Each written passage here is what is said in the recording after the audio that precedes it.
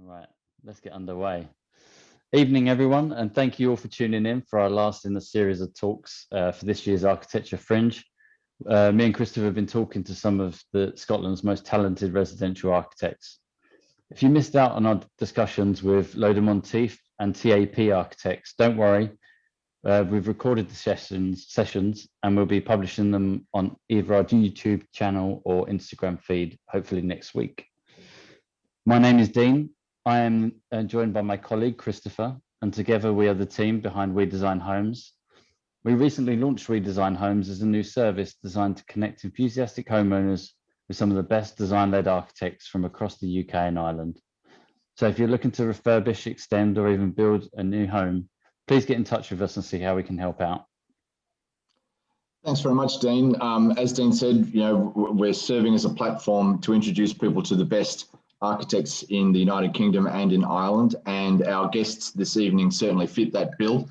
Welcome to Stuart and Sarah from Archer and Braun. Yeah. Thank you. Founded on a mutual passion for approachable, contemporary and contextual architecture, Archer and Braun will be talking to us about how they create designs that arise out of a close collaboration between client and architect and produce buildings that are a joy to inhabit. Over to you both. Great. We'll just share screen.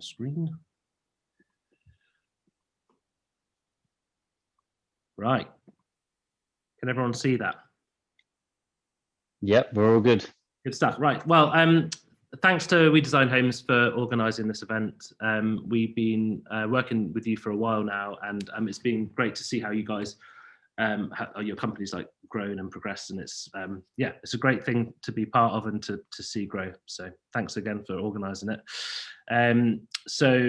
We are Archer and Braun with Stuart Archer, Sarah Braun. We set up the practice just over 4 years ago after meeting at an architecture practice in London. The company is literally just us two. We don't employ anyone else. We're selective about the projects we take on, and we work across the UK. Our projects are predominantly in London and Edinburgh, but we have also worked as far afield as Cornwall, Channel Islands and the Highlands of Scotland. We work through all stages of the design, so from initial concept design through planning, detailed design, on-site management and construction. When you work with an architect, it's essentially our job to try and determine how the space will be used and how it feels to be in. So we spend a lot of time thinking about how you move through the building, what the surfaces are like, what views you might frame, ensuring that the lighting is right and so forth. We find that as we spend a lot of time with our clients, projects normally take between 1 to 2 years, you do form a relationship with them, and it's definitely a collaborative process. The way we achieve our design goals is to spend a lot of time researching materials and details so that the end result looks quite polished, but it's also a lovely space to live in. Okay. So TORISPARDON. So this is a new build house in the Cairngorm National Park. And strangely enough, the client who sat there in the corner is actually my mum, who's Glaswegian originally. And basically what happened was, we're talking about nurturing homes tonight. She actually had a really horrific, acrimonious divorce that went on for a few years. And after living down south for 25 years, she decided to move back to the motherland. And this project was basically just creating a sort of a nurturing and environment for her and to make her feel sort of better about things. So it was deeply personal. The existing site itself is in a rural location in the Central Highlands. The River Spey is down there to the south, and it's famous for fishing and whiskey. This is the existing site. So it was a croft that consisted of a derelict steading and stone cottage that were in very poor condition. You can also see the views of the Cairngorm behind. And again, this is the stone cottage and the steading, both of which were in serious disrepair. So the brief was to create a home for an elderly single lady that's keen on social gatherings, so it had to be able to accommodate a stream of friends and family. But she also didn't want it to feel too large for one person, so it needed to be comfortable. The house also had to make the most of its setting, as the site is quite special. It sits on a hill. So TORISPARDON Tor is from a Gaelic and it means high rock. So as you can see, it has like 180-degree panoramic views of the Cairngorms. Really beautiful. These diagrams sort of show how the design concept evolved. So the first thing was to retain the existing footprint and materiality of the demolished cottage and steading. And then we introduced the new link building between the cottage and steading. The links was to be contemporary in both like materiality and form. Then we introduced these glazed links that physically connect the buildings whilst like visually separating them. And then obviously, as the design evolved, we just wanted to make sure that we were framing the views of the mountains wherever we could. Some environmental sort of considerations, south-facing, so trying to maximize solar gains. We also, the walls, some of them are like 600mm thick stone walls, so there's a lot of thermal mass absorbing, storing and releasing heat. We used air source heat pump, which are renewable to heat the house and hot water. And then basically we tried to recycle the existing materials where we could. So we recycled all the stonework on site, and we also got timber cladding really locally from Newton Moor, which isn't very far down the road. So here's a quick plan. So here's the cottage, here's the link building in the middle, and there's the steading on the left. So you come into the back, you come in, this is the entrance, and you come into the link building, which is open plan. It's got a kitchen and dining space with utility and a boot room in the back. And then you go down into this double height lounge space with a lower ceiling for the corner window, separate sort of sitting area. And then you've got master suite at the back with a master ensuite and dressing. And then in the cottage actually just houses 2 bedrooms and 2 ensuites. There's my garage. There's a first floor in the steading, and we managed to sort of squeeze in a snug with a little balcony and a study for the master suite. I guess what I wanted to say is that I've actually moved, when I knew this was happening, I moved up to the Highlands with my wife and, well, my girlfriend at the time, and dog. And we lived up there for 1.5 years. And it was just really interesting because I basically went to site every day and learned loads from like all the really skilled people on site. I mean, this guy here is Billy Sellers. He's a stonemason. He's from a stonemason company that go back generations and generations. At one time, there was 3 sets of 3 generations on site on one day, including an old man like smoking a fag and lifting rocks that I could not begin to think about lifting. And then, I guess the other photos just showing that it was like a real joy to see it go up, and whilst the seasons were changing. So you can see.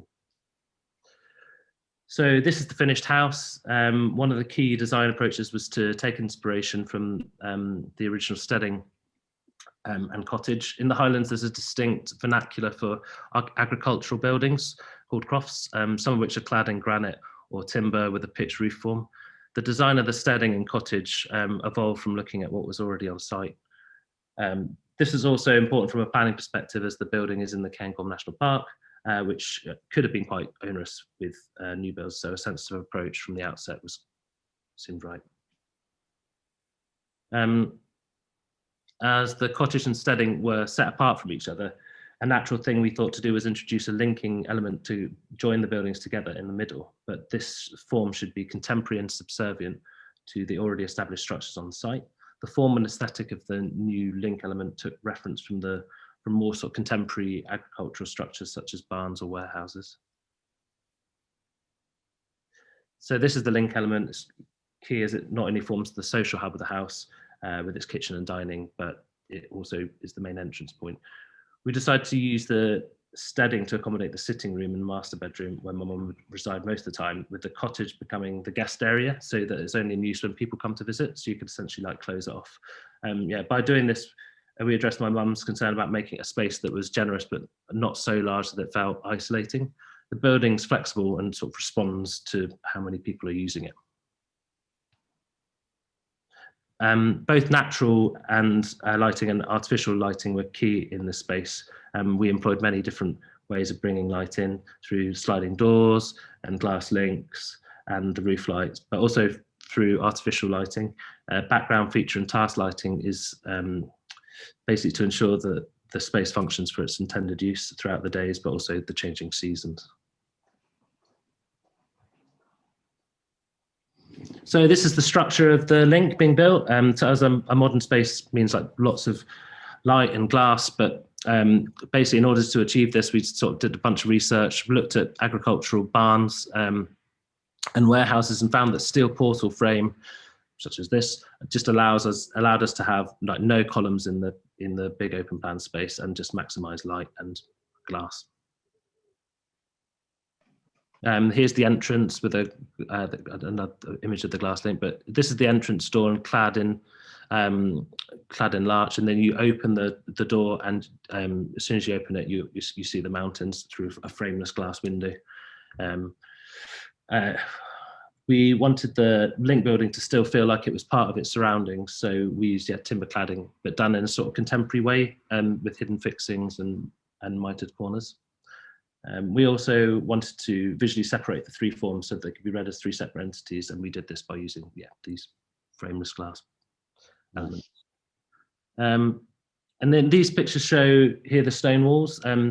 They're sort of they run into the link space, because basically when we were designing the link space, I guess our concern was that it would be like the client, my mother, didn't want it to be too clinical and too like minimal. So I think by bringing in like the stone wall, I think it brings warmth to the space, and then using timber flooring as well, so it helps just to soften it a little bit. It's nice to touch. Oh, it's tactile as well. It's very tactile. Yeah. And then this is the sunken ceiling. So basically, due to planning restrictions, this part of the building had to be partially sunk into the slope of the site, which makes it feel more hunkered down and close to the earth. But so in the corner window, we're actually quite low to the ground, and then you've got the farmer next door with the cows and stuff looking in. So it's just a different sort of scales and feelings of space as you go through the. And it's your mum's favourite spot. It's where she has a cup of tea in the morning in that chair. Yeah. I was going to say, it looks like your mum's favourite spot. Yeah. Bird watching spot too, I think. Reads the newspaper and all that. I suppose it's a different way of connecting to your surroundings in a kind of, homely sort of way. Yeah. I guess that's the most sort of cozy bit of the space, probably. And then this is slightly cheesy and embarrassing photo of my mum and my son outside the link on a sunny afternoon. So my mum, she really does enjoy the space, and she finds the views very calming. And I mean, that's all I have to say, I guess, about TORISPARDON. Lovely picture.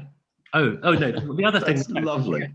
No, the other thing I want to say was that I guess the reason why we showed this, and this was actually done quite a few years ago, but it's one of our early projects, and the reason I want to talk about it is because it really has been a springboard for how we talk about our architecture, and just we really care about light, materials, detailing, and how these come together to create buildings that people enjoy being in, hopefully. Was it the first sort of project where you thought of sourcing materials and labour kind of ultra local? Was that really important for this? It was my first big project as an I just qualified as an architect, and and I guess when in the Highlands it does seem that there's such a strong vernacular. I think that's why a lot of new architects sort of reference all the local vernacular, because I just think it's really strong. Like there's a strong aesthetic up there, and it feels like just feels like that's what we should do. I mean, I just feel like a white box up there doesn't really work well. And everyone's really skilled at doing the stone and work then there's so many skilled people up there, and that are all involved. Like in the Highlands, like quite a high percentage of the population's involved in the construction industry, and they're all really super talented. So, be ashamed just to get them to use just white render everywhere, you know? Yeah. For sure. Yeah. Stuart, you talked about the sensitivities of designing in a national park, where there's sort of, that's sort of a self-driven sensitivity, I guess, to the vernacular and the landscape. What about the planning? Is it a bit tricky? Yeah, I mean, so we were really like warned, because we knew the builder we were going to work with from the start. So we sort of got into early conversations and basically the Cairngorm National Park is its own entity, and it can actually call in projects if they think that they're controversial in any way. So I guess our view was to do something that was, you know, contemporary, but like not, that wasn't gonna rock the boat too much, and so I guess the modern bit, which is, you know, it's very contemporary in lots of ways, like frameless glass, sliding doors, and all this sort of stuff. It's just like, it's not poking out, and it's sort of subservient to the existing structures. So I guess that was always a planning strategy from the beginning. Yeah, it was always that from an early point, we always knew that was going to be our approach, to make it more like the contemporary bit like more subservient. To reduce risk. To reduce risk, really. And it didn't actually get called in the end, so yeah. It sounds like it's the last thing the client, your mum, would want. Yeah, I'm like super to drag out. Just probably wanted it to just happen, you know, smoothly. Yeah. So I guess that was a consideration, as well. Did she feed much into the kind of the use of materials and things like that, or was that very much driven by you guys? I guess it was mainly our suggestions. I think I think she's probably like more traditional in her views than I am. So she wouldn't have gone like like an ultra modern glass box. So I guess we were somewhat influenced by that, but she did give you quite a lot of freedom there. She did give, I guess essentially she did give me quite a lot of freedom, which was really nice. So I'm sure there's a high amount of trust involved with the project. Yeah. That you probably don't get from a client that isn't your mother. Like intuitive trust. Yeah, probably. Yeah. Which is quite scary. Being a first. It's more scary, I would imagine. Yeah. And you know, she's quite loud and opinionated, so It was to be honest, actually the whole thing, I thought it might be a bit more there might be more conflict, but actually it was actually it actually went quite smoothly, that whole bit, really. Good. It's a beautiful looking home. No, thanks. So talk Shall about we continue? Yeah, do you want us to continue? We've got few more jobs to run through. Go for it. Yeah. Okay, great. Sarah. Yeah, so this is Edinburgh Pavilion, which is an existing building in Edinburgh that we recently refurbished and extended. Yes, as we said, it's located in Edinburgh, but it is in an area that is, you know, it's not super urban, it's actually quite kind of leafy and green. So the existing building is a sort of detached house, which is late 19th century. It's grade B listed, and it's kind of on a corner plot, so it's got gardens on all sides, and it's kind of quite prominent on the street. So this is the existing hallway as it was before we did any work. There are a lot of traditional, like beautiful features like paneling, you know, big architraves doors, even these kind of unusual pediments above the doors, which have like little cherubs in them. Nice. But it really hadn't been refurbished for a long time. And the client brief was to essentially keep the existing period features, but also to modernize the house and make it suitable for a family because they have 3 children. And they also really wanted a kind of modern kitchen dining space that's open to the garden with lots of light. And they were also quite into sport, games, entertaining. So that was just another thing that we had to take into account. So to give you an overview, this is the existing ground floor plan. You enter through here into this big generous hallway, which is what you just saw on the image before.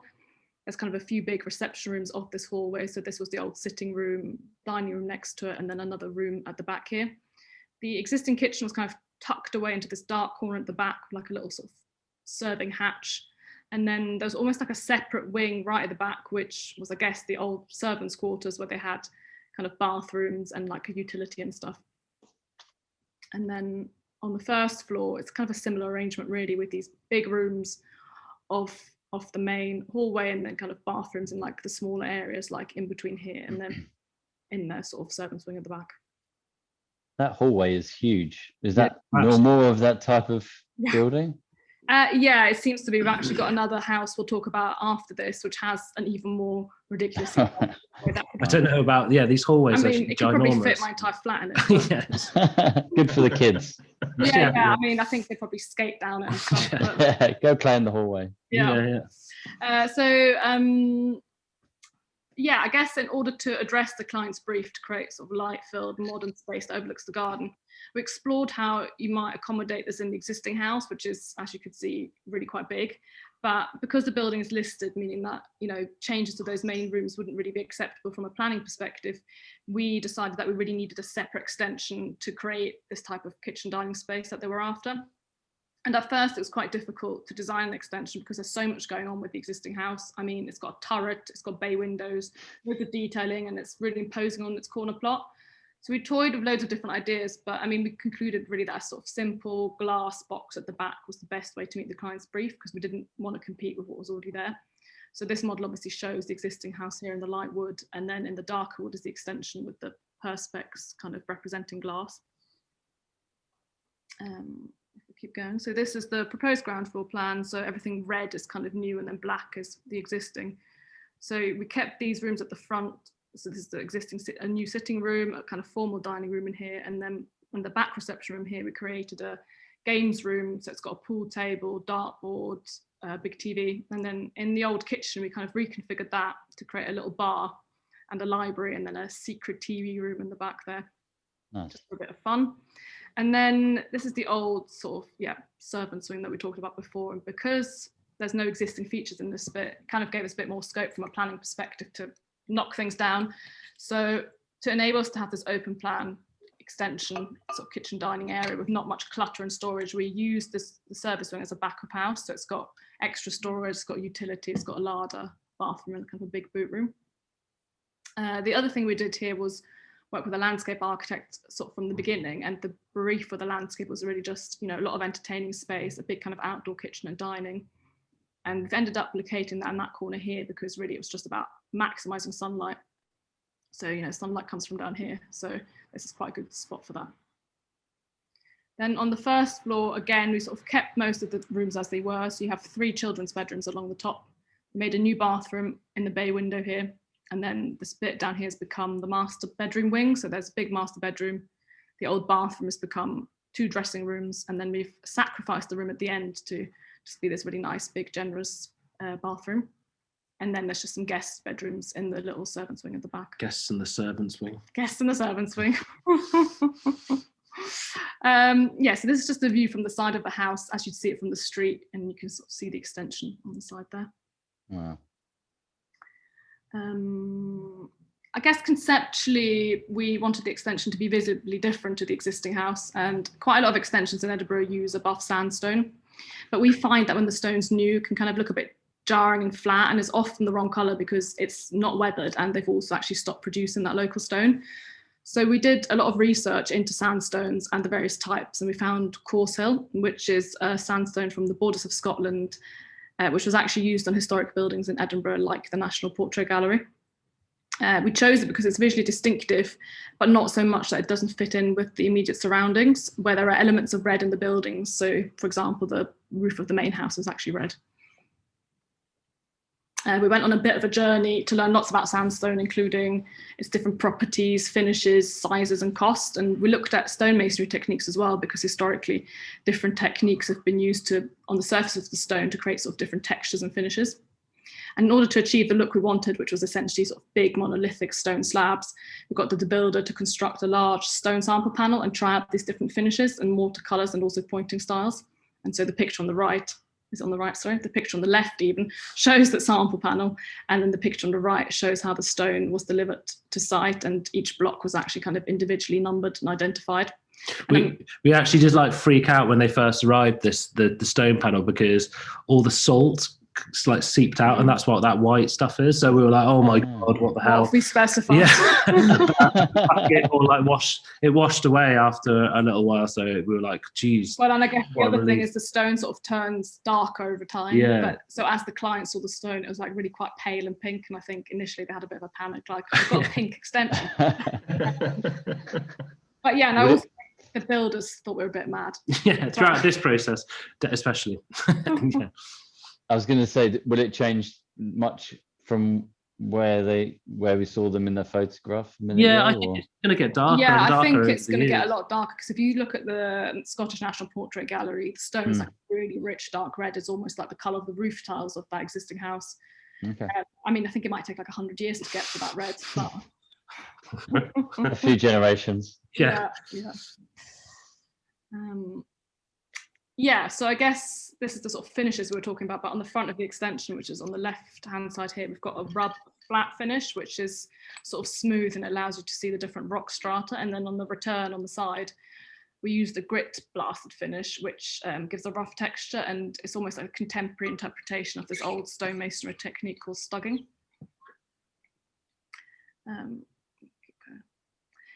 As the extension is essentially a modernist glass box, we kind of wanted to maximize that effect through careful detailing. So normally, a lot of the time in extensions like this, you'd have a band of stone along the top here, but we actually allowed the glass to run past the roof buildup, which you can sort of see behind here, to really get this floor to ceiling glass effect. And to do that, we had to work closely with the structural engineer, and he's created a steel structure where actually this bit at the top sort of cantilevers to hold the doors in place. And I guess the other thing was, by using a lot of glass here, you can see the existing stone wall of the listed house behind. And that was really a key consideration early on, even in planning. And I don't think we might not even have received listed building consent without doing this.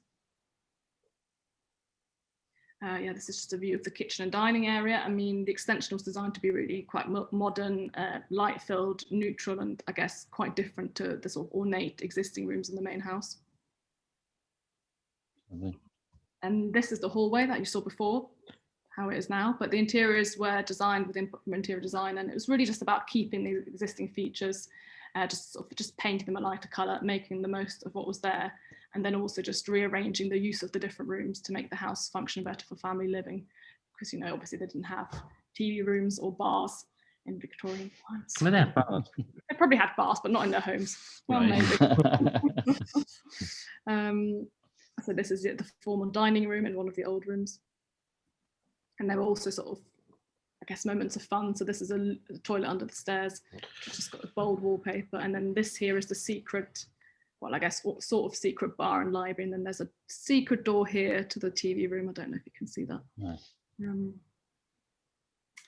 Yeah, I guess as the practice has developed, and especially after this project, we really became more interested in connecting with the landscape from the outset. So we try and consider this from the beginning and to work with landscape designers if we can. And I guess since COVID, private outdoor space and connection to greenery has become even more important for people's well-being. So we've got another couple of projects that consider these elements further that we can show you. Although I don't know if we've got any questions before we. Yeah, I was going to say, when it comes to designing, you know, a glass box on the side that has such extreme views of the garden, was it important for you to get involved with the landscape designer earlier on in the process and work with them to develop the design? Yeah, I think it was. I mean, basically. Well, I guess this one was difficult. I guess the garden here was quite interesting, and not just from an aesthetic point of view, but actually there was a lot of, in order to create this extension, there was a lot of soil that had to be regraded because the landscape essentially sloped up straight from here to the back there like that. So the whole garden kind of got regraded, and there's a sort of retaining wall along the back with like planters and stuff. But yeah, it was quite important for us that you'd look out of the extension, you'd see plants. I guess if we're really honest, I think that actually this was the project that sort of got us more switched on to how important landscapes are, landscaping is, because you know the landscape design, not often landscape designers get tagged on like after the architecture's done, or we hadn't done the architecture, but we designed it in such a way that it was already too late for her to like she had to follow us. She had to follow us, so she was like, oh well, this means that I have to regrade the garden. Whereas with this project that we're going to show you now, it's more like we worked with her from the start, and then we were like, oh, how can we make both the garden and the architecture work together? So you're not, you know, it is, I don't know if I'm explaining that well, but that's kind of. No, because if you're building a house in the Highlands, for example, you've already got the landscape and those beautiful views to frame. But I suppose if you have a glass box in which is a semi-dense area. You want the views to be out of that area just as nice as you would if you had a house in the Highlands, I guess. Yeah, yeah. Is that conversation with your client, like right at the start there, sort of, they've sort of engaged an architect, and all of a sudden they've got a landscape architect in early as well, and they're seeing the budget go up. Is that a difficult conversation to have? Yeah, I mean, if I'm honest, then yeah, because normally I guess people, I blame Grand Designs for basically It's always being Kevin's honest about fault. how much stuff actually is. Yeah, so when we actually, Sarah's like bad cop when it comes to budget, but we normally hit people straight up at the start about budget and give them a realistic idea of how much things are going to cost. And then once they've sort of recovered themselves and they've sort of like stepped up, then we were like, you might need to consider these consultants. But I think, to be honest, so the next project we're going to show you, they were more than, I think they saw that their garden was like overgrown, and it was like in a lot of, the garden needed help from the start. So it was a kind of an easier sell, really. And then I guess the fact that we'd done this project to show them, this one that we're seeing now, they sort of saw the benefit of having it all thought about at the same sort of time. But yeah, it is a hard sell a lot of time. Also, I think sometimes people just don't necessarily see the value in a landscape designer. They think, oh, well, it's just some planting, I can do that, just throw something in there. But actually it can it's kind of opened our eyes as well. Like, I think, we work with a landscape architect up in Edinburgh a lot, and then we've worked with one in London quite a lot as well now. And it's, we learn a lot from them as well, because they've got like, different ideas. It's quite fun. It's like working with any other consultant, structural engineer, Emily, all of these other people. I think those views are changing though. I think people are beginning to, like you said, appreciate the value of these outdoor spaces and are willing to kind of invest a bit more money in. I do think that we have found that a bit. People are more open to it, at least. Hopefully. So they tell you. Shall we go on? Go for it. Go ahead. Okay, so this is another project in Edinburgh, and it's a bit more central, but as you can see with the red dot here, it's still also kind of on the border to quite a lot of sort of leafy green space. And again, it's a really lovely. It's got a turret as well. It's got a turret as well. It's a beautiful Victorian villa, but in this case, actually, it's just sort of ground floor of the house. Aren't you tempted just to put more turrets on these houses? One day you have to. I always say to the clients, you've made it when you've got a turret, right?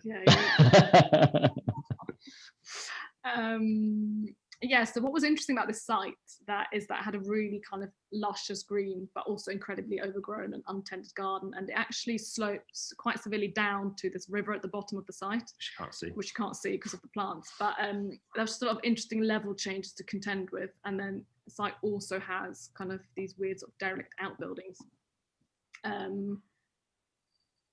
I guess the client brief was, again, just to modernise this house to make it suitable for a family. They wanted, again, a sort of modern kitchen diner that's open to the garden and sort of lots more bedrooms and bathrooms. So this is the existing ground floor plan, and you come in through here. This is a kind of a formal reception room here, and then a sort of smaller reception room here. There's kind of a series of bedrooms at the back with a bathroom tucked away into here, and then there's, again, this sort of, I guess, servants' wing on the side, which had the existing kitchen in it, and then derelict outbuildings at the top here. This is a sort of sequence of diagrams of how we kind of came to the design, but here you can see the existing building layout with the outbuildings added. The first idea we really had was kind of a bit brutal, but it was basically demolishing the outbuildings and the service wing, and then just putting this big extension here that sort of looks over the garden, and then also changing some of the sort of principal rooms of the house. But basically, as we were doing this, the building came under consideration for listing. So it wasn't listed when we started, and it is listed now. So in response to that, we kind of changed our strategy, decided not to demolish the servants' wing, and then we introduced these courtyards either side here to not only bring more light into the extension, sort of break up that volume, but also to actually make sure that the rooms in here are usable, because before they were kind of enveloped with the building. And we also kind of reduced the extent of work in the main house. And then the design we ended up with eventually was really all about maximizing greenery and light. So we shifted the extension further away from the existing building by introducing this U-shaped courtyard, which basically brings in light into the existing house and kind of makes the extension essentially sort of dual aspect. So you get light and greenery on both sides. Was that a decision driven by the client's needs, or was it just something you were really keen to do for the client, to meet the client's brief? I think it's something we're really keen to do, just to give them just, I don't know, just to create a different sort of space to what you'd normally get, like to make it almost in the garden. But then the second aspect of that was sort of planning and list the building, because it was under consideration for listing. It was just quite a weirdly controversial thing to work on, because we didn't know how the plan was going to approach it, and we thought the more lightly we touched the existing building at the back, the kind of safer it was. So really actually only kind of touches here and then onto this kind of servant swing at the top here. Yeah, so I guess it was a combination, but I think when the clients saw it, they were quite pleased. Yeah, and then something like our initial precedent image, we sometimes when we start a project, we'll show like images of like different projects to gauge their reaction. And I think one of the ones we showed was like an extension just really like sat in greenery, like greenery and greenery, like plants and stuff on both sides. And yeah, I think that we kind of were quite keen on doing that, and they seemed quite, you know, and it just made a lot of sense with the way the existing garden was so kind of lush and so we kind of tried to replicate that. So I just think it might be nice to be in an extension where you've got like dual aspect greenery. Dual aspect greenery. I don't know if that would be trademarked. I don't know if that's a good You heard it here first, folks. Copyright. Just rolls off the tongue. It really does. Not. So as we mentioned, in this case we did actually work with a landscape designer from the outset, this is her landscape plan on top of our plan, and it was really about creating a design that worked with the garden as it was and the extension. So I'll just quickly run through the layout, but we made a sort of formal sitting room down here, and that's kind of this massive entrance hall that we introduced a little toilet in, little bedroom and bathroom, and then at the back we've kind of created a master suite again with dressing rooms and a master bathroom. And then you move through here to the extension, which is an open plan kind of kitchen dining arrangement with sort of utility and toilets at the back. And I guess as we've mentioned, there's a sort of a U-shaped green courtyard, so you really have greenery on both sides, and the landscape itself works as kind of a series of tiered terraces that step down towards the river and kind of mitigate this level change. And this is kind of a view from the back that we submitted for planning, but the idea was that the building also responds to the landscape, so the corner actually cantilevers over where the existing ground level is. And I guess it's also a nod to the sort of modernist architecture we like, where the glass box kind of like hovers over the land. Nice. Everyone loves a bit of that. We just have to build it now. So it's in for planning at the moment, you said? No, it's actually about to start on site. Oh, brilliant. Yeah. So do things like listed building consent and those kind of restrictions and impositions, do they sort of, fire up your creativity? Do they sort of challenge you to stretch things a bit more? Yeah, definitely. I definitely think, like, we've actually got another project in North London where I think we're actually, I mean, I kind of loathe to say it, but I'm actually happier now with the design after we've gone through like loads of painful iterations with the planners. I actually am more happy with the design. So sometimes constraints, definitely end in like. Yeah, I mean, I think 100% did in this case, no, because we were just being quite cautious about what we could do and what we could get away with. Especially because it's quite a big extension as well, which is controversial in itself. But I don't know whether we would have ended up with a U-shaped courtyard if we didn't have these sort of listed building constraints. No, I like the dual aspect greenery. I think it's going to work really well, and it just increases that connection with the outdoors, doesn't it? Do you mean DAG? Dual aspect. Sorry. Yeah. Is that like the same thing here as it means in Australia? I'm not sure. Oh God, sorry. What does it mean in Australia? Can I say it? Well, a dag is someone who's a bit of a dork, right? So someone's a bit daggy or a bit dorky, but a dag is actually it's the pooey bit that hangs off a sheep's bum. You can't trademark it as that. Ruined. That's not Sorry to going to work, lower the guys. I'm tone, sorry. folks. I really am. One of the things that has interested me right across, the projects that you've shown us tonight, and I think particularly on your mum's house, Stuart. I know that in sort of the Northern Hemisphere and Scotland and the UK in general, I guess that designing for daylight and drawing natural light into spaces is obviously such an important consideration.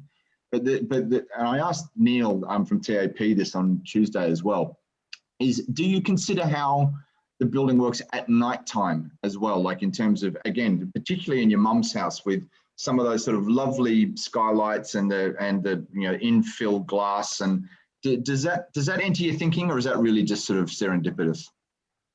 I mean, if I'm honest, I think it was serendipitous in that instance with my mum's house, and it is, yeah. I mean, it's when you experience. I think that is we like to think as architects that we think of absolutely everything, but some things are just like happy accidents, and yeah, like you find yourself walking from the steading to the kitchen, you look up and then you can see all these stars at night and stuff. And I guess, yeah, I hadn't really especially appreciated links, that. Yeah, and the links are especially like, that's where you actually felt you're outside when you're in that. Yeah, yeah. So, yeah, I mean, I guess we think about it more now. I mean, we love those dust shots, and we work with David Barber, this photographer, and he loves these dust shots, and we do think about that now when yeah, I guess like what is the building going to look like at night, and what are you going to see? Yeah. But yeah. But I guess at TORISPARDON you did think about the weather in other ways, like the entrance is covered and you can stand outside in a covered bit. Yeah. So I guess you could enjoy the outside in the chuck and rain. Yeah. But I guess that's not nighttime, it's just rain. Yeah. there are like little balconies on the first floor, which I used to smoke at the time, so I thought it was like quite a cool place to go. And you just design yourself a nice smoking like, area. at night going like. Actually, the stars do look really amazing from that balcony. From balconies, so. But it's happy. I'd like to say it was otherwise, Chris, but no, unfortunately not. Fair enough. You can't learn everything at once. No, that's a lot to consider, isn't there? I mean, there is. We're always learning, definitely. Yeah. Put that on our list. So to continue our sort of theme of natural materials, we're working with stone yet again, but because we've got a bit of a slight aversion to this buff sandstone, we wanted to look at other light coloured alternatives for this project. So there's kind of various samples here, but that we looked at, so from like a yellowy grey sandstone through to kind of a more almost white creamy limestone, and we've actually ended up with this stone here, which is a limestone called Portland stone. It has kind of small fossils in it. And this week, Stuart actually went to Dorset and went to the quarry where the stone's processed. I dragged my family there. So. It was just really good fun. I mean, like I love going to things like that, and whenever we get the opportunity to see like materials and how they're sort of processed and made and stuff, I always try and grasp the opportunity or fabricate the opportunity. And yeah, I guess this just shows some of the processes, like these amazing wire saw. That's like an amazing wire saw up there. A bit of wire. Yeah, that cuts through so it ends up sliced. Sliced like that, and wow. Bit of process porn. Nice. On the drawing board, we've just got one. Oh yeah, I mean we've just got a last sketch to show you. Basically, we've just got another project at the moment where the whole like focus of the project is actually to try and squeeze in like a sanctuary, like a little sanctuary you can just get away from everything and have a bit of a nice quiet moment, read a book, this is just an idea. So basically we've created this extension that we carved a niche out of an extension so that you can have and we worked again with a landscape architect, so that we're going to have like this little mini courtyard with internal plants as well, and you're sort of sat in this sort of rich brown marble-ish kind of natural sort of materials, bath with Tadlac walls, which are the Moroccan plaster walls, so it's all like seamless but very tactile, and then overlooking this sort of courtyard with these oak shingles that are going to be like painted dark with like a Scandinavian pine tar to be pitch black. But yeah, I guess the whole project's kind of grown out of, it's still very early stages, but it's like almost the whole design's grown out of this one Trying to fit this moment and the material palette of that. Yeah, and then that's going to like influence the rest of it, I think, which is quite. Yeah, it's just an interesting, I guess we've not worked that way round from starting with this one thing and Are you enjoying it? Yeah. I suppose it kind of opens out a whole spectrum of things to consider. Yeah, I think it's good to like, we're almost like designing one room like in a lot of detail and then seeing how it impacts the rest of the which is quite an odd thing to do, I guess, but it's been challenging, but it's definitely, I think it's going to be pretty cool. Yeah. I'm sure that's going to be the center of a lot of briefs going forward. Sure. I just want a space where I can get away from everything. Yeah. It's true, probably.